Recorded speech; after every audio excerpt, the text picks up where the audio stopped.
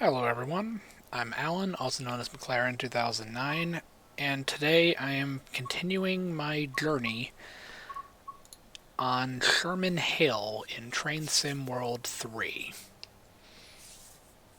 Now I haven't played this one for like a week now, so we're gonna try to see where I left off last time. I know I finished whatever scenario I was working on. Alright, now we're doing something called getting over it. Hopefully it's not as infuriating as the game called getting over it. Alright, so we're on Hoth, apparently.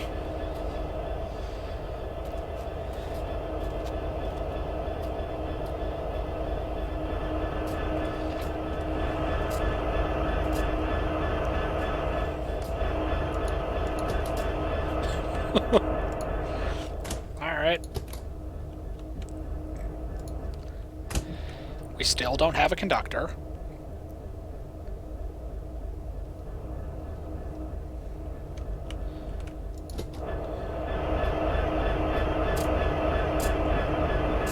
And apparently I wasn't supposed to get up there.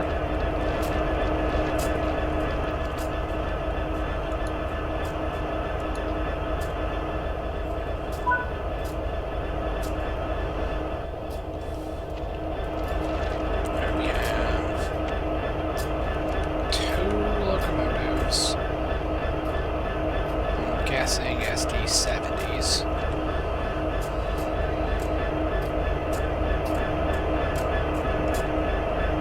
Yep.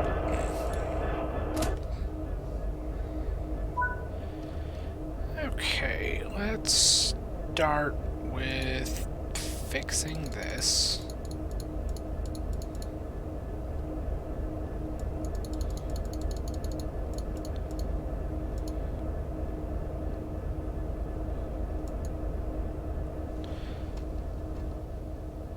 Okay. This is all messed up. Long end.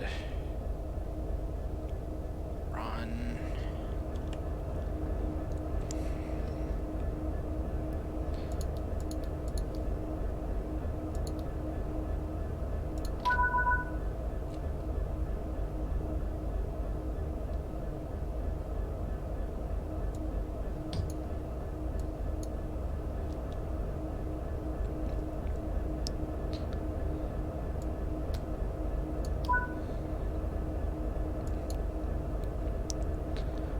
Let's set up the back headlights.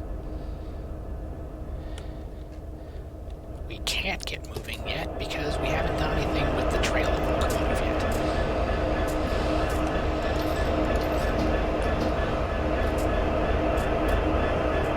Everything's already screwed up. Alright, let's sit down. Leave the engine on, generator field off, number board on. Don't have to touch any of that. And controlled with unit coupled to either end. Okay, so in theory, everything should be set.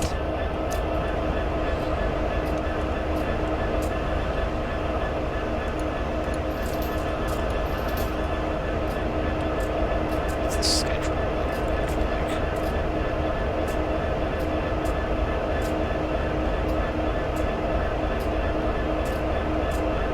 Not a clue. Alright. Let's roll with it and see how it goes. Okay, we're going forward. Lead cut in, distributed power disabled. More accurately, distributed power doesn't exist. Alright.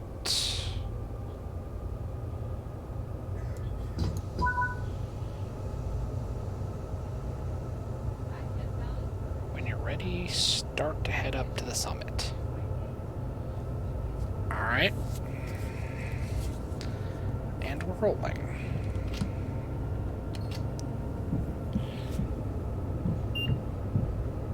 But we've got 2 locomotives and no cars.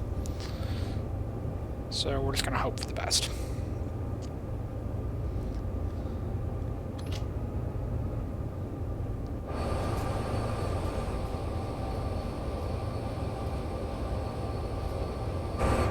I can only hope we secured those cars in some way.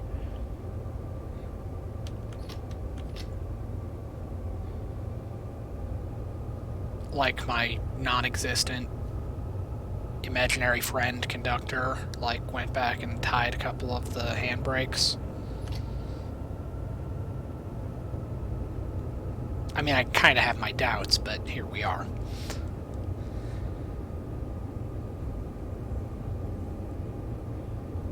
Alright, so I got a green light. Guess that means I'm safe to proceed. Stop at location in 11 miles. Alright, we're going crazy with the deadhead on this trip. Alright, so, stop at location, contact signaler, couple to some cars, and then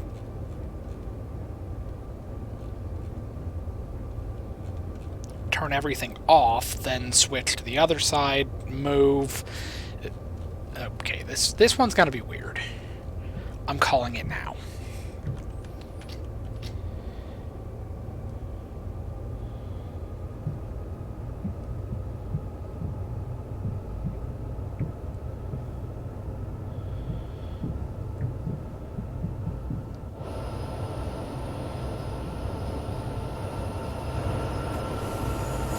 Somehow with the snow it looks even more empty than it does when there isn't snow. Let's see, do we have a heater in here? Doesn't do anything, but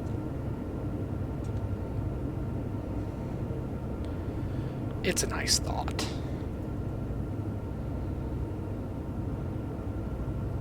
Especially since there's snow on the ground in Wyoming.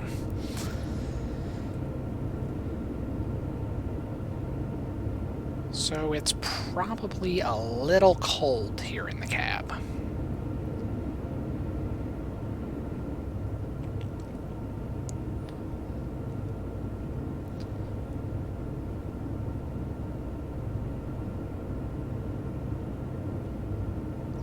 Oh, but you know what I forgot?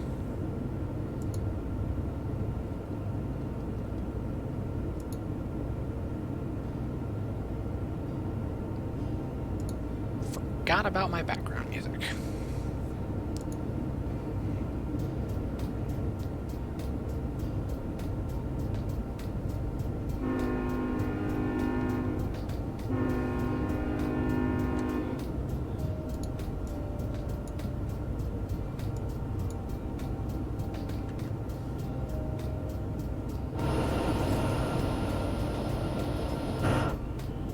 Alright, let's speed up a little bit.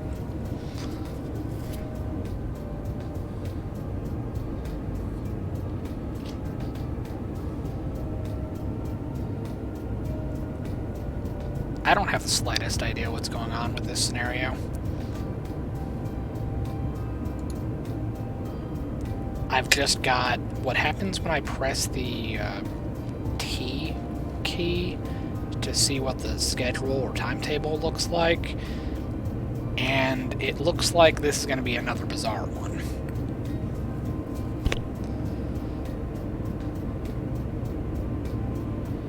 Like I was coupled to a section of cars, but then we're going to uncouple from those cars, go 12 miles away, couple to a different set of cars, shut this locomotive off completely, and go start up the other one? Or maybe we're not even going to be in that one? Who knows? I'm just going to roll with it and hope for the best. Which kind of adds adds to my confusion about this DLC in general. Like, I never have the slightest idea what's going on.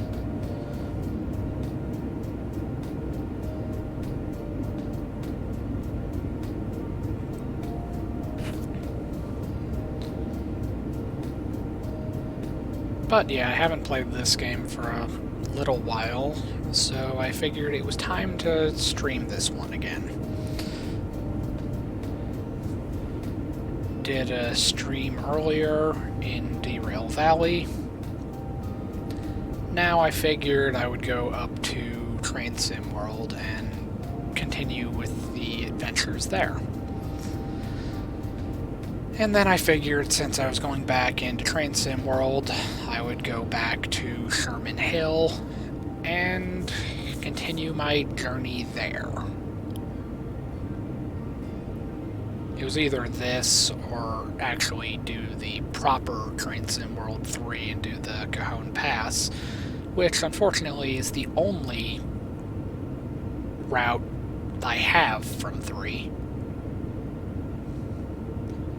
So it's kind of unfortunate that whenever I do decide to play Train Sim World, I mostly just play the legacy routes from Train Sim World 2.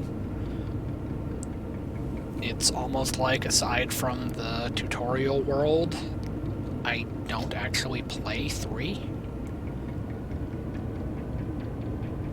Even though 3 is actually a significant improvement over 2.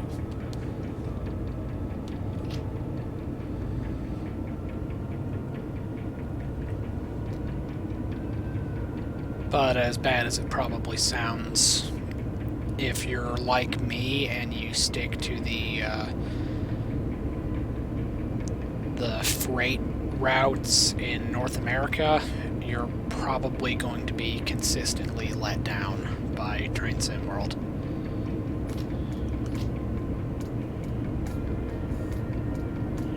What is the terrain looking like? It's all just a gradual climb for the next 6 miles.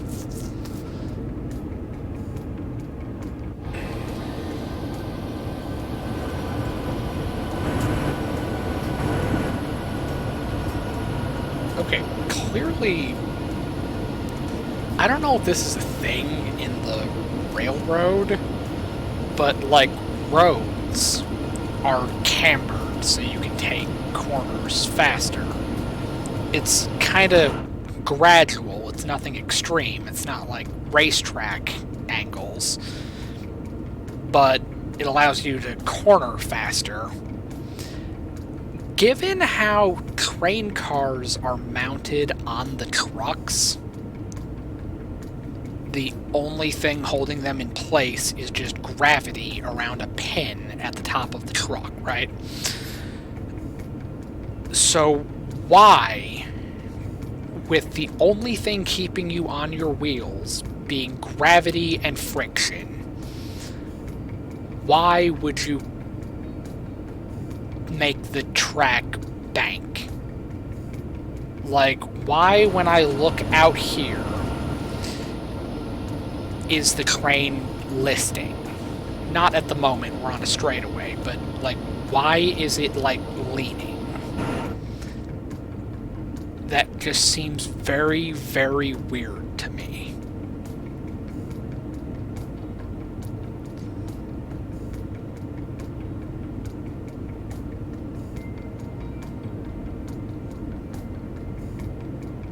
Like, I don't know why anyone would do that, or why that would be a good idea.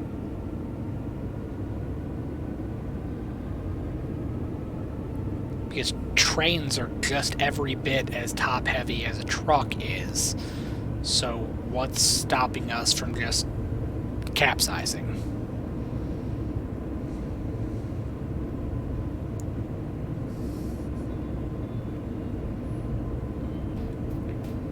But that's just me being crazy, as per usual. It's to be expected at this point. And why is the weird snow fence thing like having a fit? even though I'm streaming the game, I've never turned the graphics down. Alright, prime example. We are very clearly leaning to the right.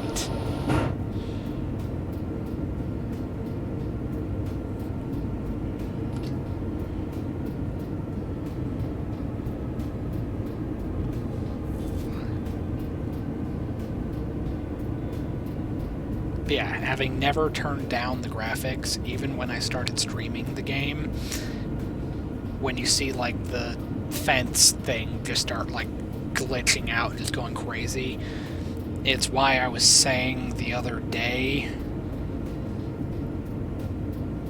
you know what, I don't even remember when I was saying it. It might have been this morning during my, or it might have been earlier during my Derail Valley stream, but I was talking about how I play this route to kind of like justify getting it in the first place. But I'm not particularly happy about it.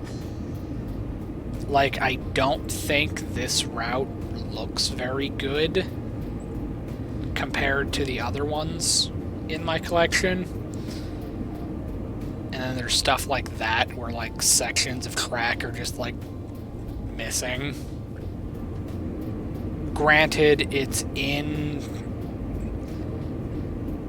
on the main line, so you can't manually flip a switch into there, but like the track just arbitrarily ends, like there's a switch just there. And little things like that kind of bother me, because what led to me getting this route in the first place was because they specifically said they overhauled it to be comparable with the rest of TSW3. So I was like, okay, they upgraded it, and I like the freight routes, so I'll get this one. Don't know a thing about Wyoming. Don't know anything about Union Pacific. I know literally nothing about this route, just that it is a freight route in North America and it takes place in Wyoming. That is the extent of what I know about it. And then you get into it and you see the barren wasteland that is the scenery, and then you think that, well, I like to think that Wyoming looks a little bit nicer than that, but I've never been to Wyoming. Maybe it is a barren wasteland with 3 people living in it. Who knows? But then you see, like, the holes in the track, and you're just like, I don't think this looks good. And then you tell me that you upgraded it, and it's just like, what was it like before?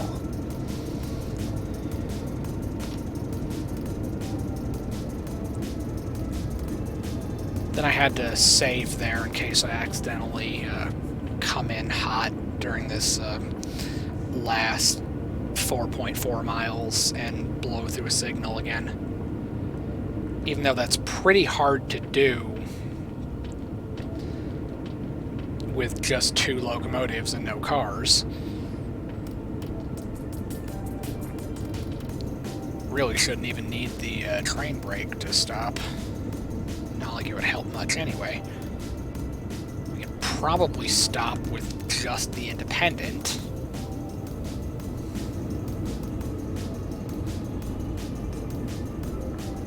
Guess I didn't get the memo when the speed limit dropped.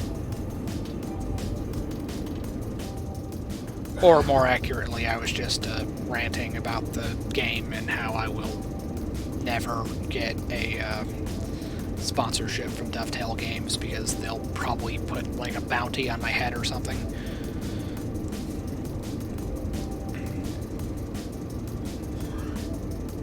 But it's whatever.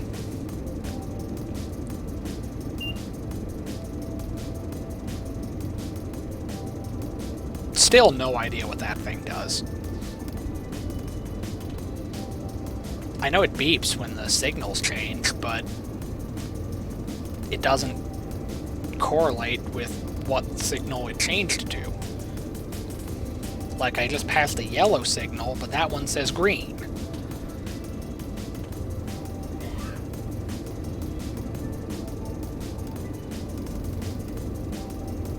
But at the same time, that thing is never explained or elaborated on.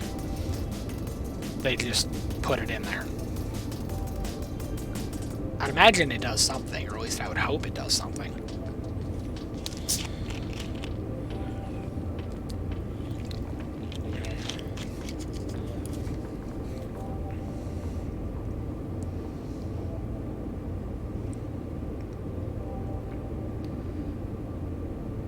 It's weird that I play this game so much, considering how much I complain about it.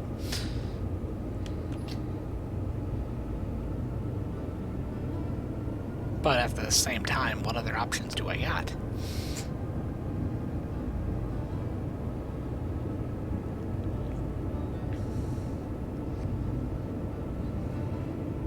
As dumb as it sounds, I like trains, the railroad. All this stuff is really, really cool and really interesting. But at the same time,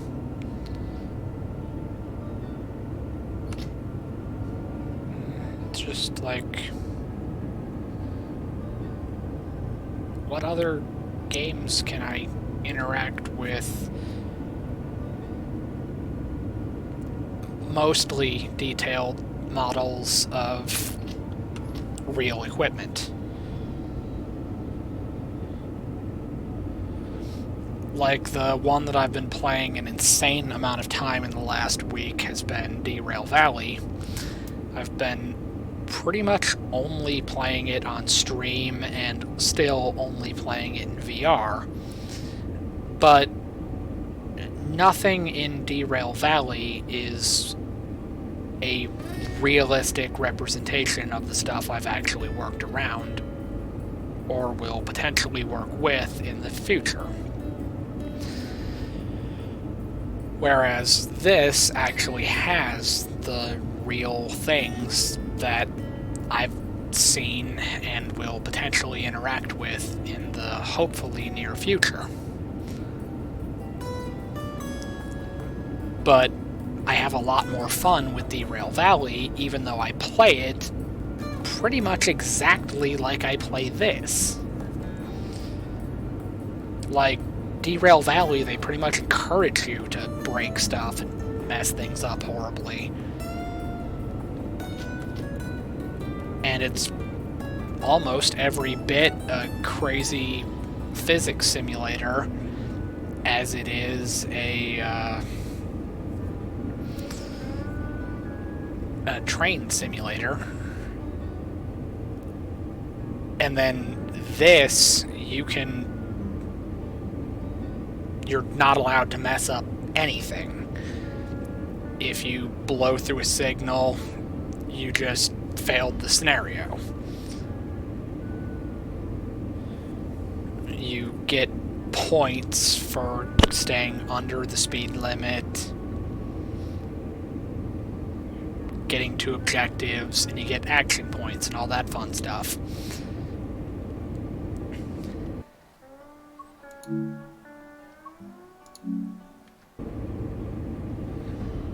Alright. Like, this is not the game that you just kind of like have fun and just mess around with stuff. And then in Derail Valley, you're kind of expected to just mess around with stuff and break things. Yet, when I'm in there, maybe it's part of playing it in VR, but I treat it as if I was actually on a locomotive moving freight around.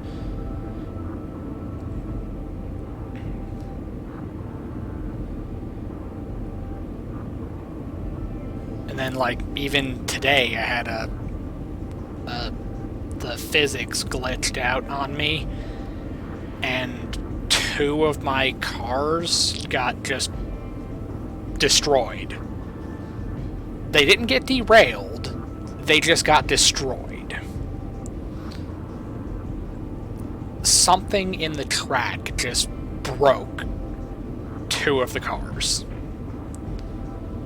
And then the really weird thing is, the cars, while badly damaged, didn't take the bulk of it.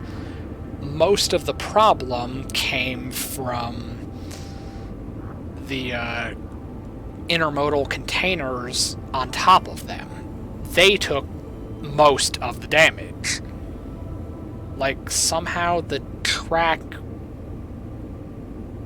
permeated through the car and broke the containers on the car.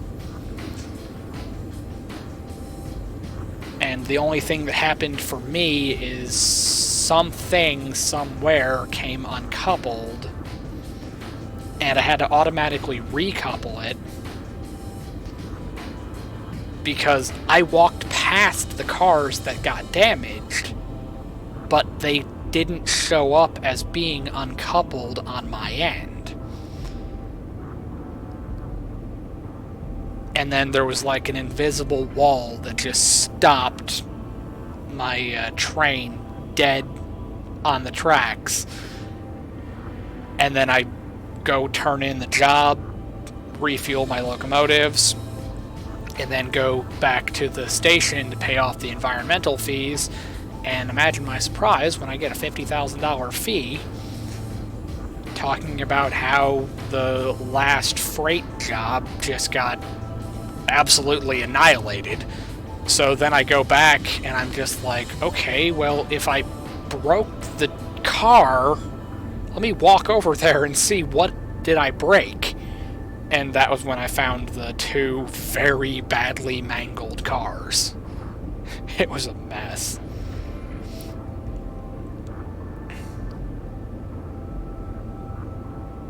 So yeah, I take playing that game very serious, even though you're meant to kind of mess around with it. Even the name implies you're supposed to break stuff.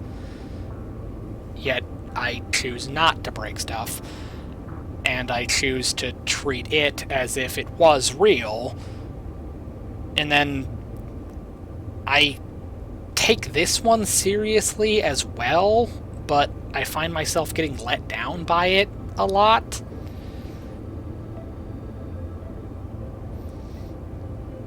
Like, this game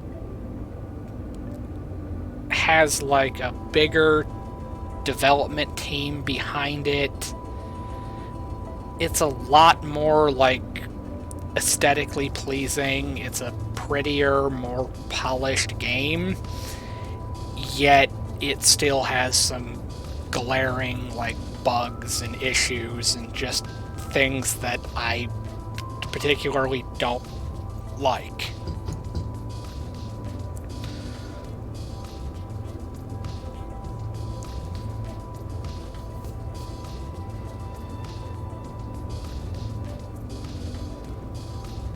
It's just weird, I guess.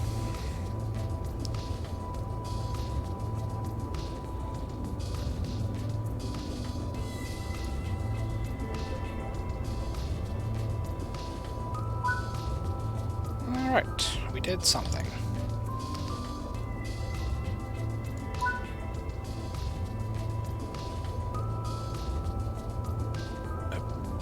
Wait, couple... Huh?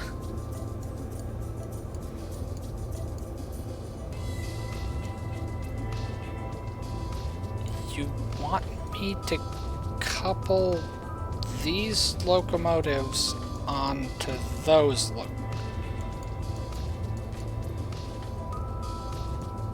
The hell are they hauling? That would be 7 locomotives and 5 on the trailing end?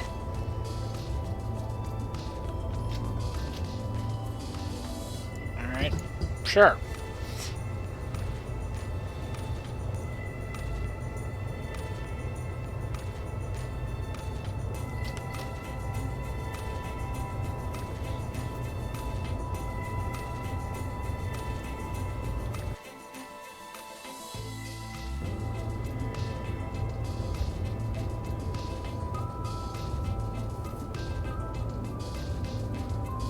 What on earth are they hauling?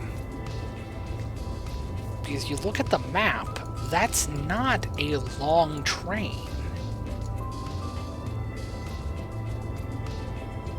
Yeah, like, it's not that big. Why does it need 7 locomotives?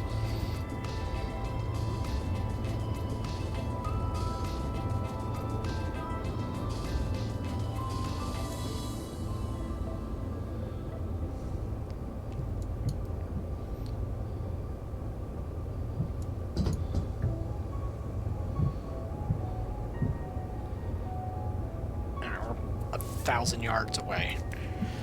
Or we're more than 1,000 yards away, so I don't need to slow down just yet, but don't want to come, like, barreling down the tracks, especially since we're going downhill.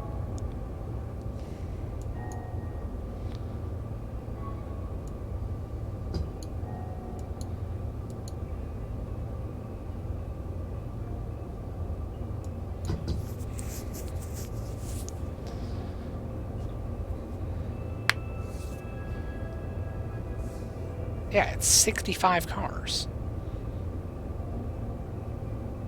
Not so fun fact, I decoupled from 65 cars earlier. 12 miles back behind us. Yeah, I don't understand this route or anything that's going on right now.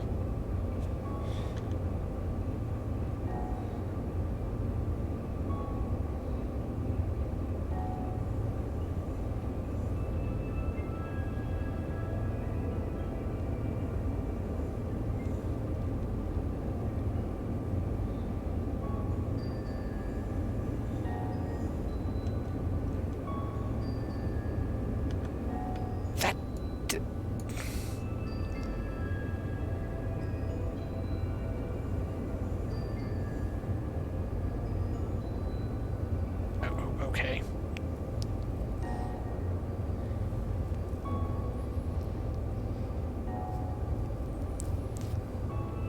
And then what are we doing after that?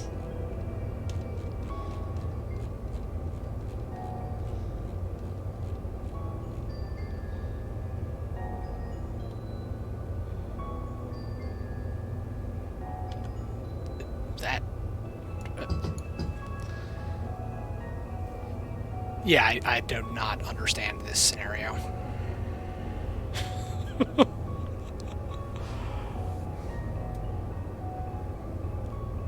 I did not understand the assignment.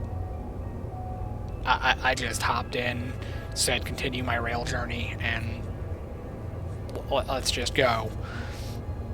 And then I guess it was all downhill from there.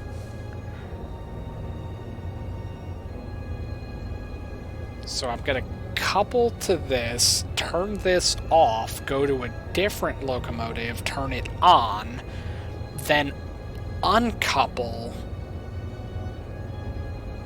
and just sit there with 5 locomotives? I swear, this makes less and less sense the farther in I go.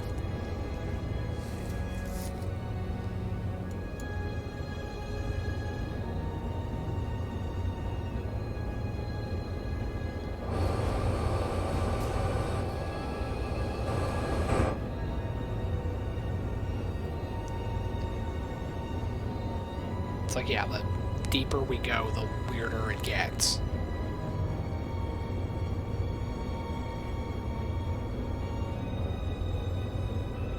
Taking an SD-70 to the back rooms in Wyoming. Clip it and ship it.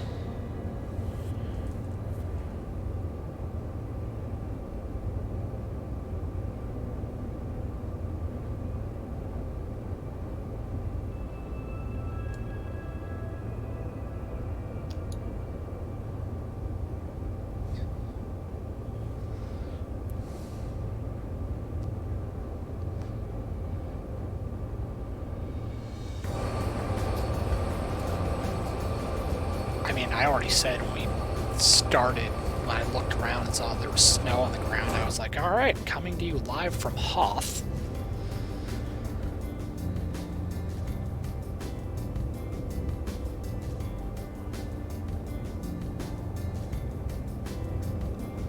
Alright, those are covered hoppers. Got like grain or something.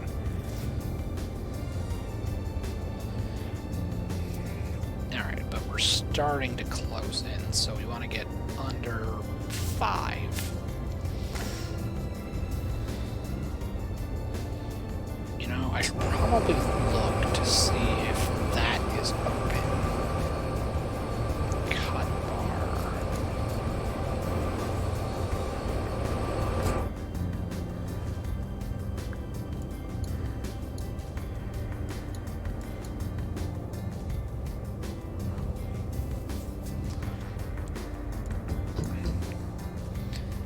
The funny thing is, like, there's been no indication that that's even a thing on this route. Like, they tell you in the tutorials for the Cajon Pass that before you couple up, it's like before you hook up to anything, make sure that the knuckles open. Otherwise, you'll literally bounce off.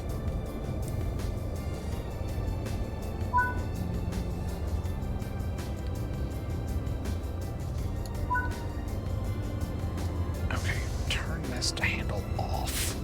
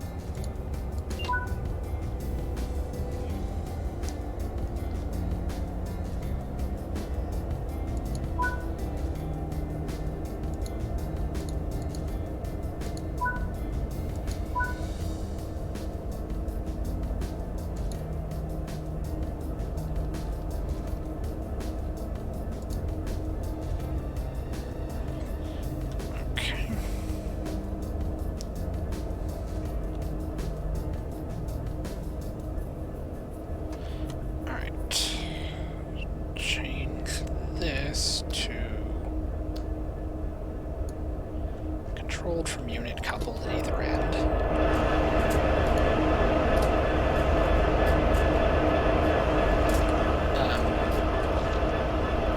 Okay. Just casually,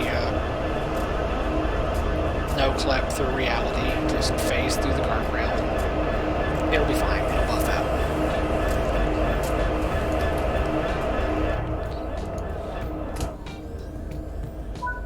Okay. Let's make this brighter.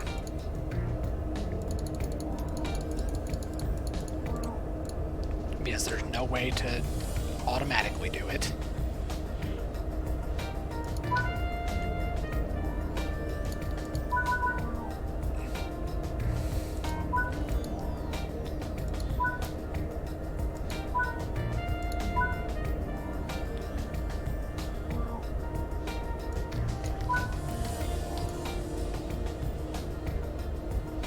Yeah, just release the brakes entirely. It'll be fine.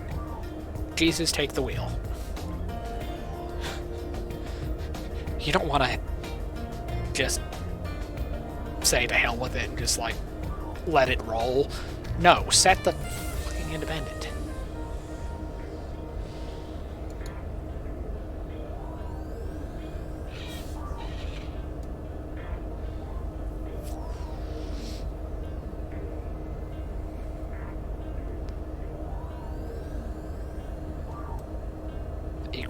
Reservoir is up to full. The brake pipe is getting there.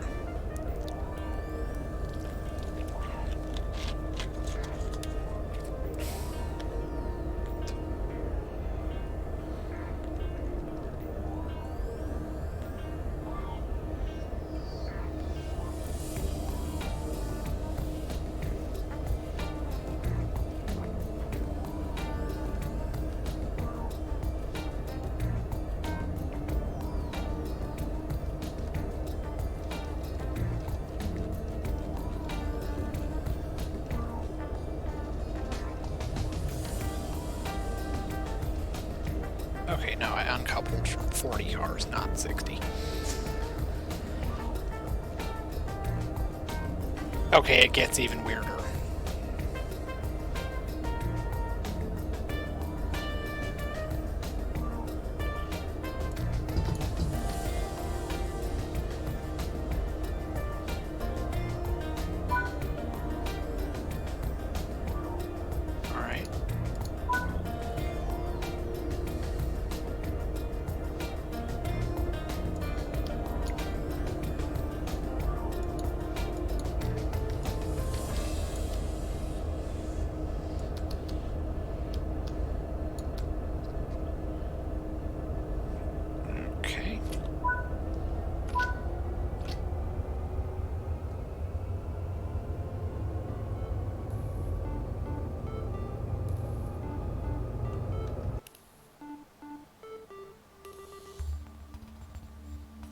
Yeah, that's 3,400 tons.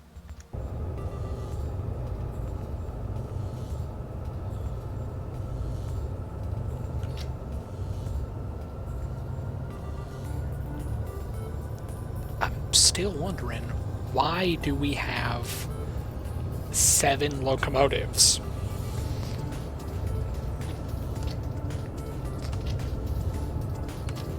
And it's not even like we're rocking SD30s. Or it's not like we're rocking like GP38s. These are all SD70s.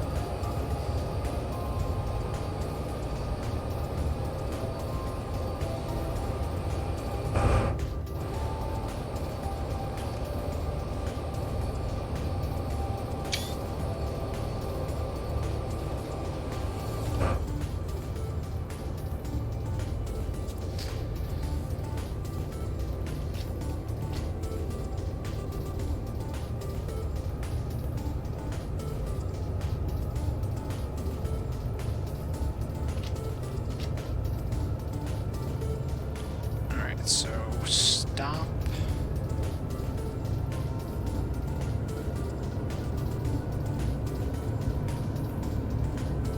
Uncouple. And then couple back up to the original ones. I swear, the more I learn about this job, the less it makes sense.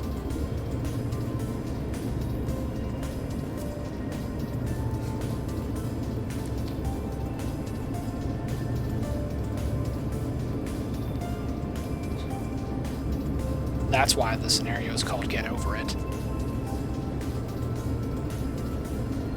It's telling you as the player to just deal with it. Sure, it seems random and completely out of left field, but you'll deal with it. It'll be cool.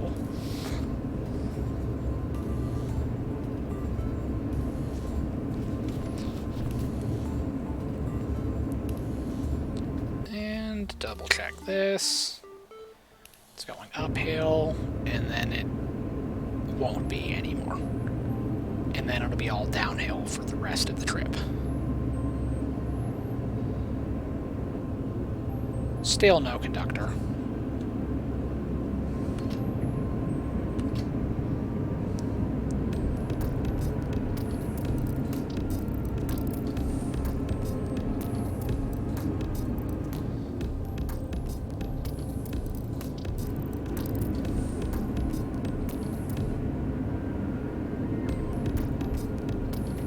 I mean, the good news is at least 2 of my locomotives are being used to power this train.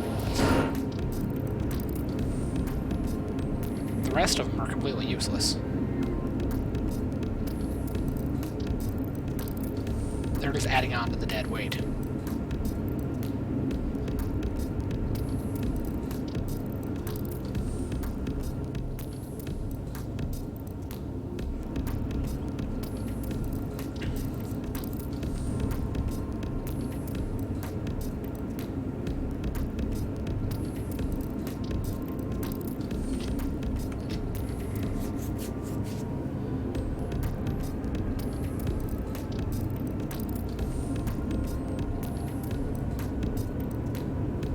that's another thing. This is actually a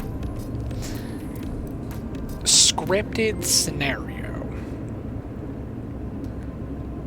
On all of the other routes that I've played, and it's not that many. I haven't been playing Transsim World for long. I maybe have like 40-something hours. And most of it's in 3.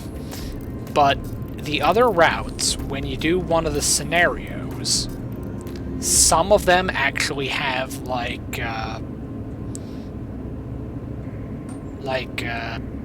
characters that are talking to you.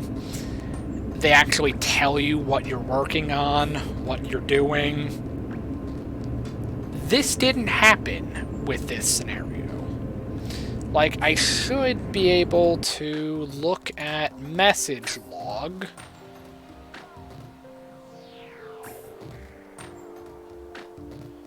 Welcome to the Granite Canyon. Requests have come over the radio from a train struggling in the weather to clear the summit. Luckily, we have a free pair of light engines we can use to help out. These aren't light engines. Not even for this route. This route has the GP38-2, which is your medium to light duty locomotive, and then the SD70, which is what we've got. So we detached from our starting train, left those there. They're just chilling on a hill somewhere. Our imaginary friend conductor tied the handbrakes, so they're not going to run away. It'll be cool. Uncouple from those, go up the hill, and then we're going to add on to a helper engine for 5 locomotives that apparently could not move this load. So we brought in 2 more locomotives.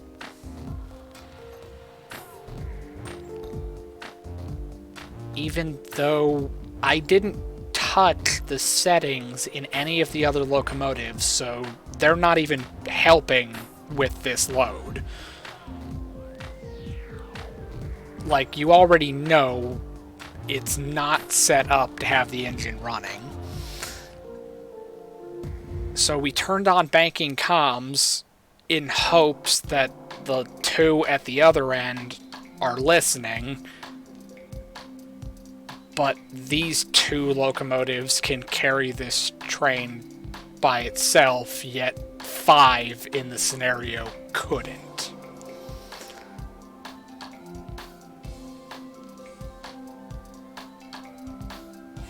It's right up there with the Bay Area breakdown scenario on the Peninsula Corridor. Like, you have the scripted event when you get to the first station, and it tells you head-end power failed. Attempt to restart head-end power, and you learn how to start head-end power. Spoiler, it doesn't do anything. Well, the game tells you that head-end power failed. Attempt to restart it, but it's still running, so you have to turn it off, then turn it back on. You audibly hear it come back on, but you get the scripted prompt on screen telling you head-end power has failed. Leave the passengers here, go to the other end of the train, and drive back to the station from the other end. And then you're like, but the system is working fine. I turned it back on. And then you remember, oh, that's right, this game doesn't have system failure. The only thing that you can do wrong is blow through signals and derail. And sometimes the derailment is kind of random.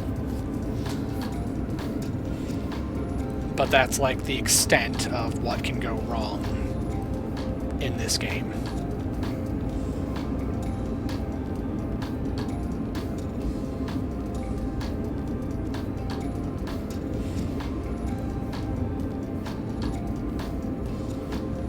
Oh, and you can have wheel slip.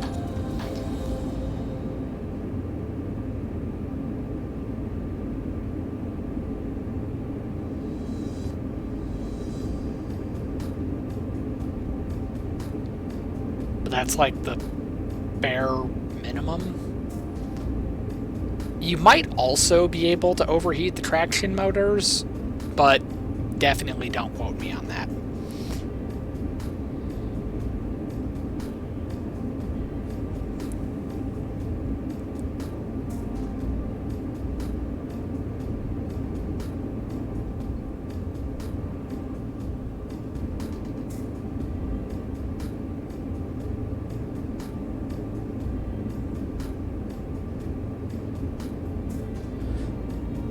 Although it's worth noting that that specific scenario,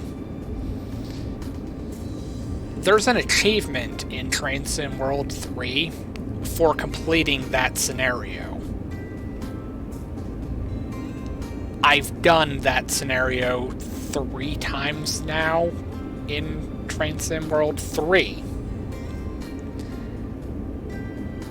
And I do not have the achievement.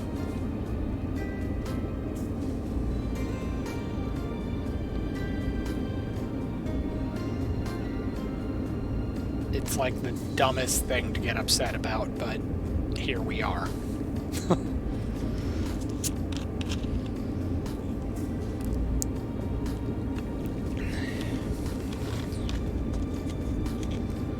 Alright, now, in theory,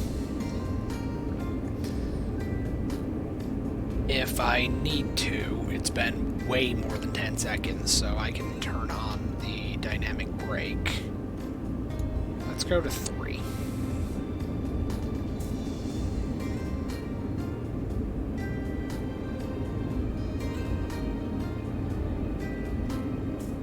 Yep. Because now we're going downhill, so we're accelerating because of gravity, but we're still under 30, so we can effectively use the dynamic brake, as we're supposed to. But I gotta be a little bit hesitant about it, because on one of the other routes, I had some incidents where the dynamic brake caused me to derail. So the fact that we have snow on the ground seems to imply that maybe it's a little wet out. So maybe I don't want to go crazy with the dynamic brake, because we'll just randomly fly off the tracks.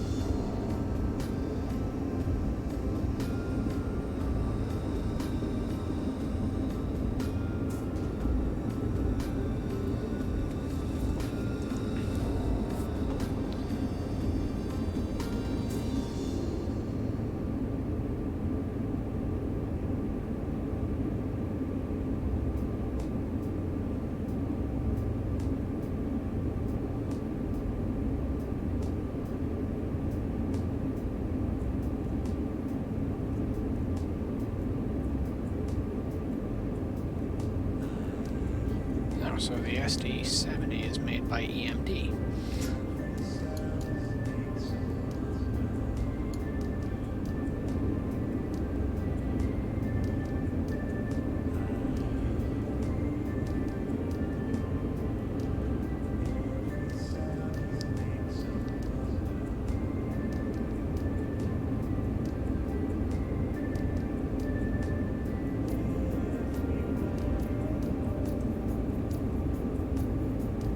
Yeah, but, like, it's just...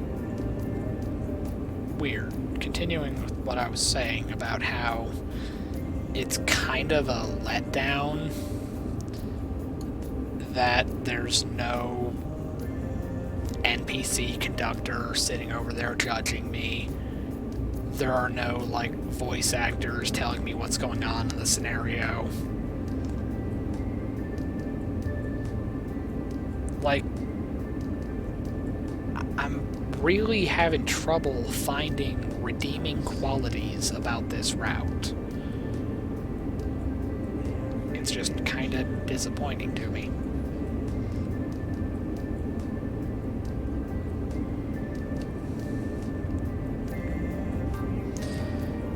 Maybe instead of continuing this one, I'll switch over to doing my rail journey on the Sandpatch grade.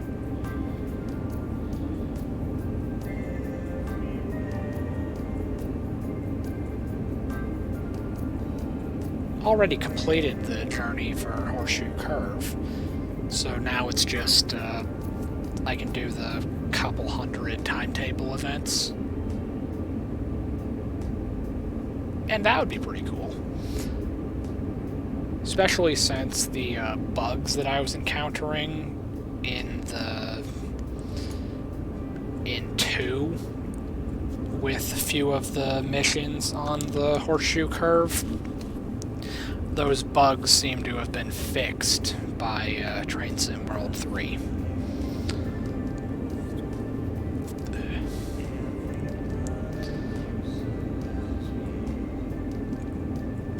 So I could actually do the scenarios because you're not like, I don't want to call it like soft locked, but there's like this bug that I don't think it's ever actually been fixed or even addressed, where you'll just get a red signal that will never change.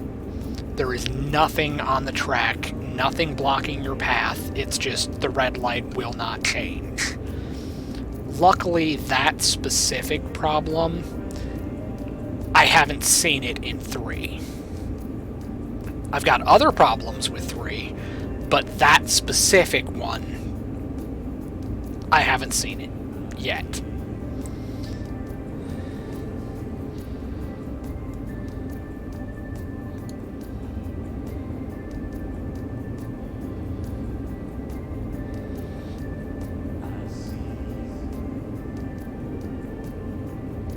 So we got a switch going nowhere, a bunch of switches and tracks going nowhere.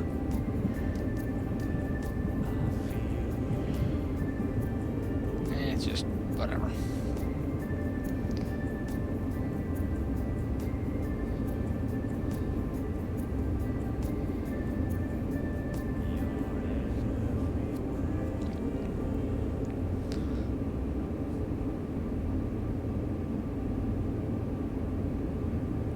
Sometimes I wonder why I play this game so much, if all I do is complain.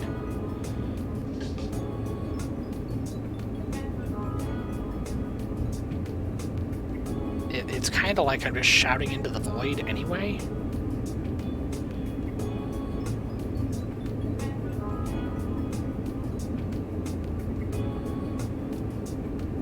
Because I can't imagine for any viewers it's all that exciting to just tune in and I'm complaining about random stupid things in the game. Because the obvious solution would be, well, if you don't like it, then don't play it. Play something else. I have a plethora of other bizarre simulator games that I can easily spend my time with those instead. Yet, here I am playing this game on this specific route, even though I don't seem to like this specific route.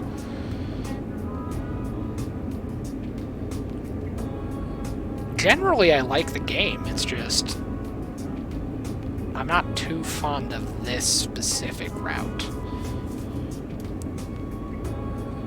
Especially after what made me get it in the first place was in one of their posts on Steam, they're like, yeah, we updated the Sherman Hill. And I was like, oh, you updated it, you say? Let me go check it out. And then you get where I am now, where it's just like, why am I going so slow? I'm still 6 miles away.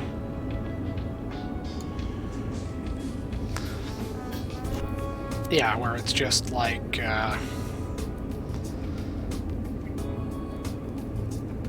if it was updated, what did it look like before?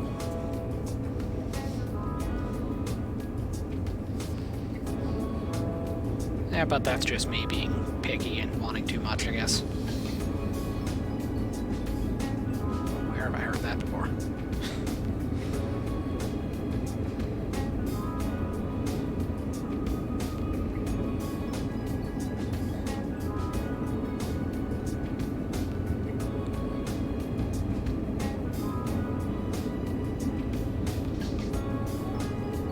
Alright, so past about 33, I should lose, like, most of my dynamic braking force.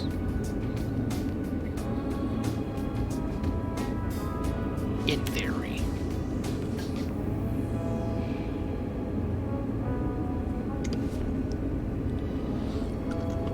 And I'll have to have it on, like, notch 8 to even have, like, a chance of slowing down. And then, with that being said,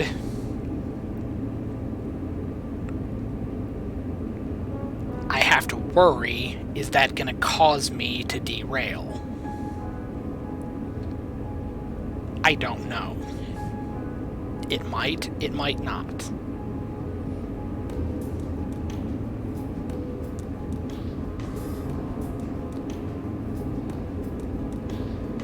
But you look at the scale, we're putting out 3,000 pounds of, 3,000 pounds of tractive effort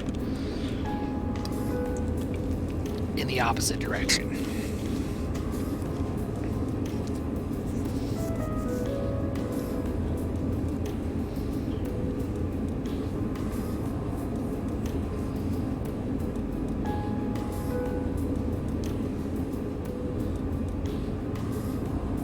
I just don't like how little is explained.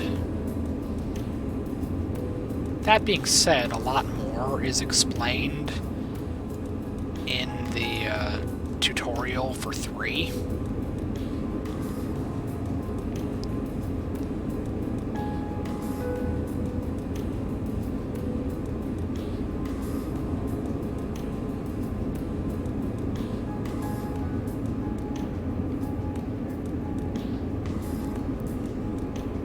But the tutorial for this route is laughable at best.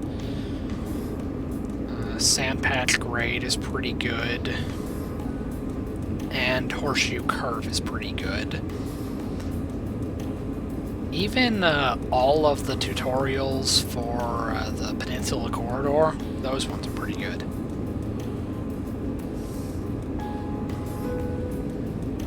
I don't like the yard switching locomotive on that one, though. It's really weird.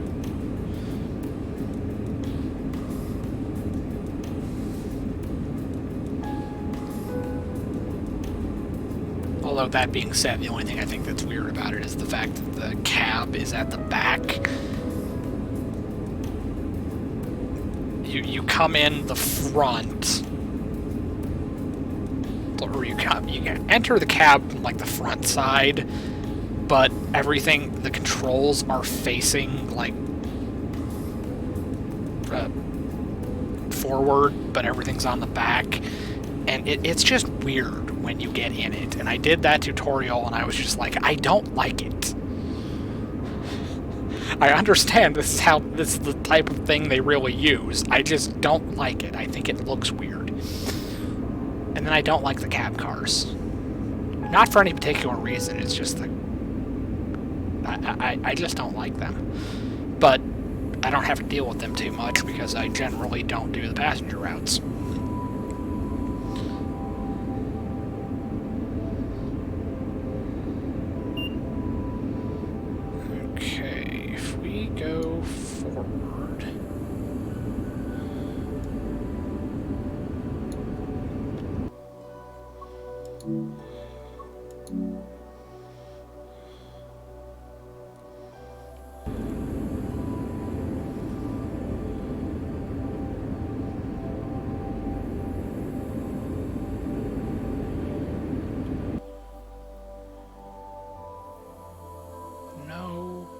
long speed limit changes for another 3.5 miles, and then it's going to start going down fast.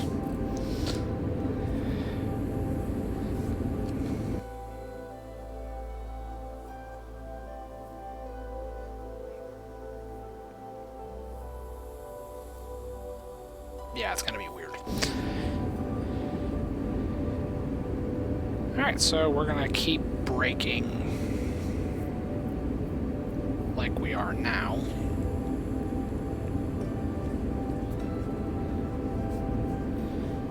And it'll be fine.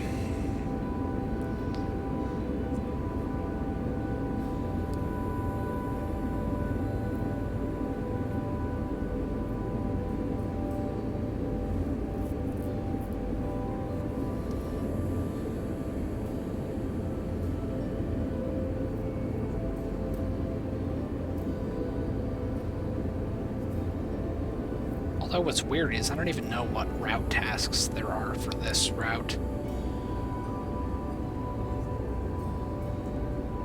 Like, am I supposed to pick up hard hats, fix signs, like little stuff like that?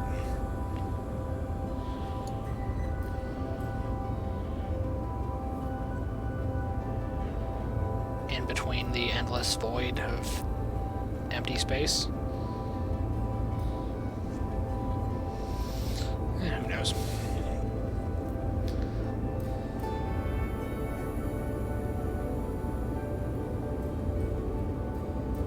There wasn't even that cool, like,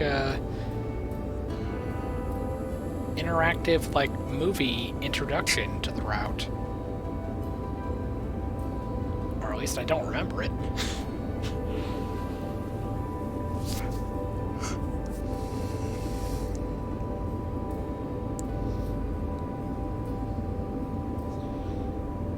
Alright, just 2.4 miles to go. 1.5% down.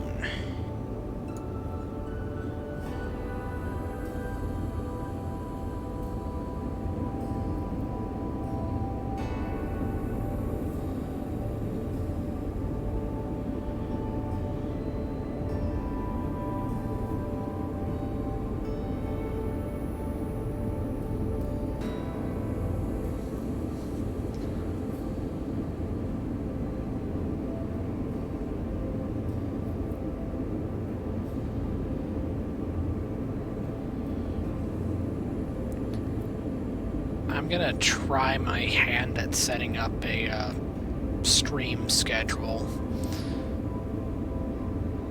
See if I can consistently get to a point where I'm doing something at about the same time. So I set it up on my Twitch channel to show streaming Derail Valley Monday, Wednesday, and Friday, starting at 1 p.m. Eastern Standard Time. And then more than likely I'll stream something at that time on Tuesday and Thursday, or at least I'll try to. If I try to maintain like a consistent schedule, maybe the few people that have started following me and watching my streams, they'll have a rough idea of when I'll be trying to go online. I don't know how long that's gonna last or how well I'm gonna keep that schedule, but I'm going to attempt to keep a schedule to sort of make it consistent.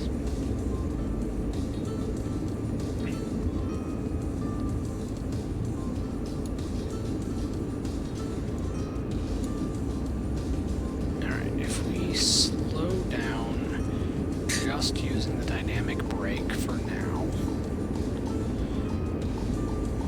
Can I get down to a reasonable speed? Probably not.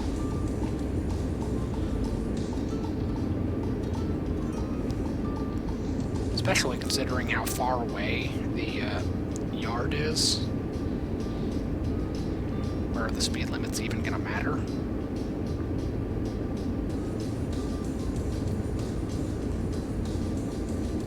but I know that if I touch the automatic brake, it's going to kill the dynamic brake instantly. So I want to get down to a close distance just with the dynamic.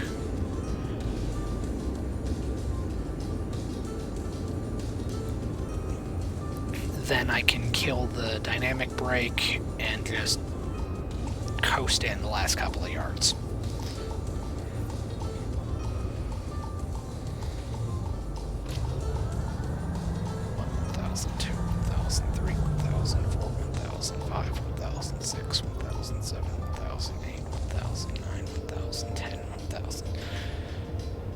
Okay, past this point I can use the throttle as required, because we're assuming this actually means something.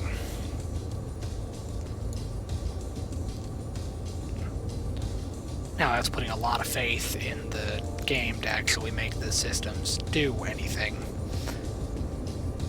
but at least it's a nice thought. Because they put the sign saying, do not apply the dynamic brake until the throttle has been in idle for 10 seconds. So I just assume that the opposite of that is also true, and you cannot apply the throttle until the dynamic brake has been off for 10 seconds.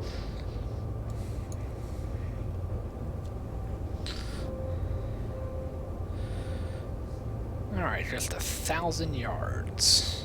Approximately, until we stop. And the brake cylinder is almost down to 0, so we're going to start accelerating again. After all, we're still going downhill, and it's not getting better for the remainder of the trip. Going to shallow out a little bit, but we're still going downhill, and it's still fairly steep.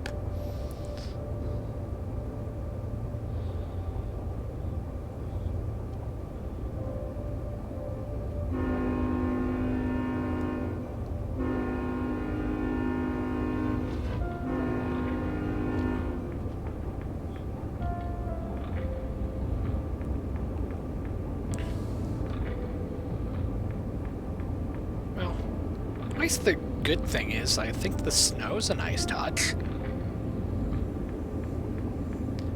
It still looks like I'm driving a train on the North Pole, but what can you do? Alright, that's going to take a while to propagate.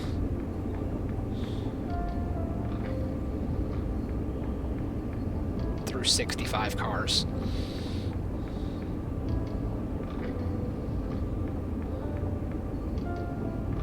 Or my accelerometer is just going to throw a fit.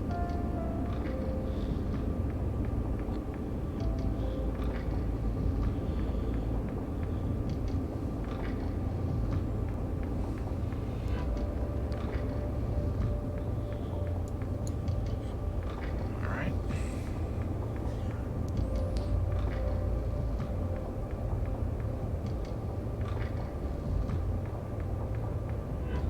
Gotta be careful on this final approach so we don't accidentally blow through a signal again. Because I would hate to have to start over or go back to the menu and load my save again.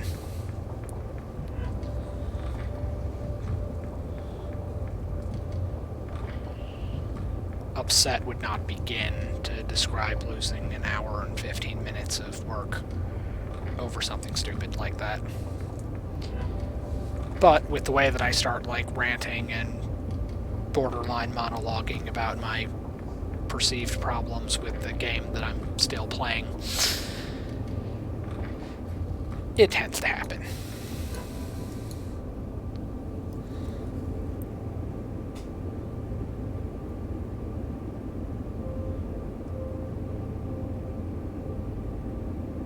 Yeah, like, if you watch that accelerometer, it just starts going nuts. Like, we're speeding up, then we're slowing down.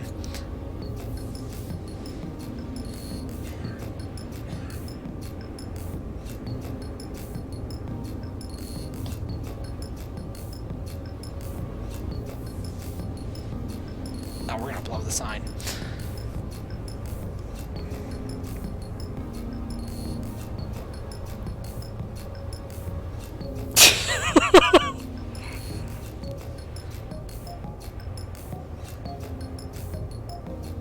Well, that's some good news, I guess.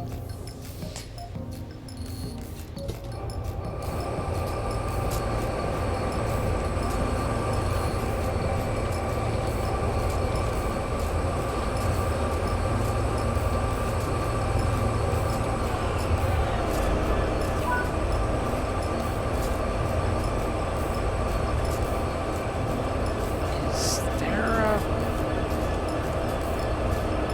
problem? Let's be real.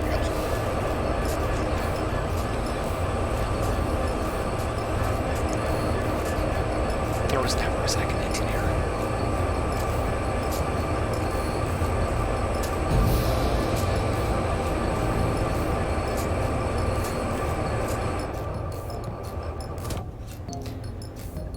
That is the advantage of playing a game on my desktop instead of in VR. I have hotkeys on my keyboard that allow me to play random sound effects. And that's not even all of the ones that I have. It is like the dumbest thing, but I found it in the program that I use to stream, and it's just like, let me set some of these up with hotkeys.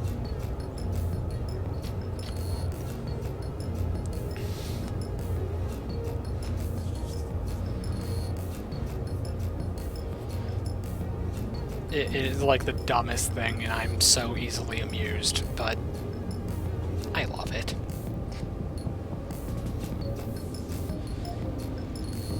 Granted, stuff like that doesn't work as well with, like, train simulators, of all things. Like, what am I gonna do? Use it to complain about the fluctuating coupling mechanism in Derail Valley? There's a way I can do it so that I can use the hotkeys in VR, but it's a much more involved process.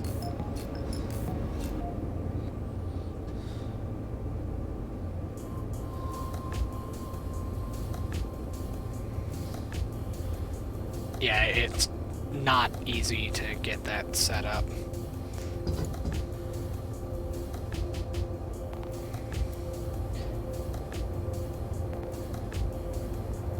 Because at least with, like, games like this, I have hotkeys I can map on my keyboard, on my mouse. I can do weird stuff like that. And it's harder to do it in VR. I'd have to use, like, my OVR toolkit.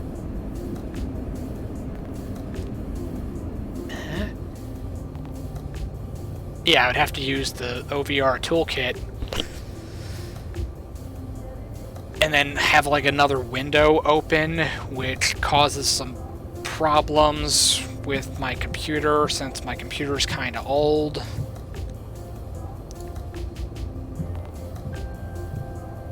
And it's just asking a lot of my computer.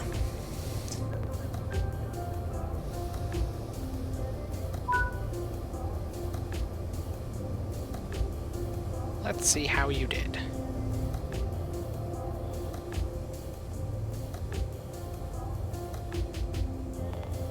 So it turns out there was another engineer in there.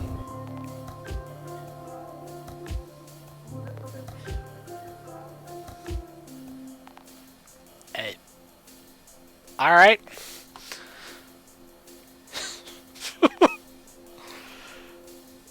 Get over it. I did not. I was complaining about it the whole way.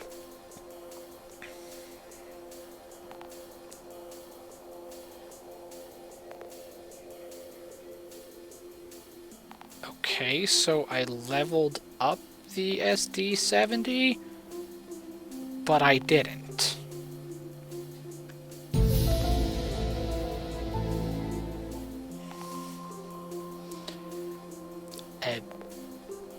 Alright.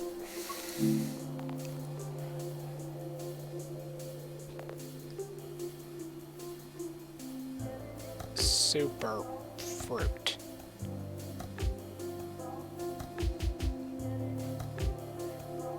You know what?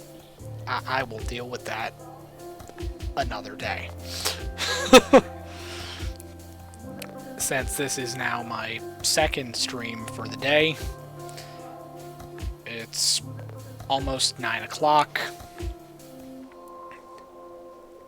I'm probably gonna call it here for now. I will pick up this on another day.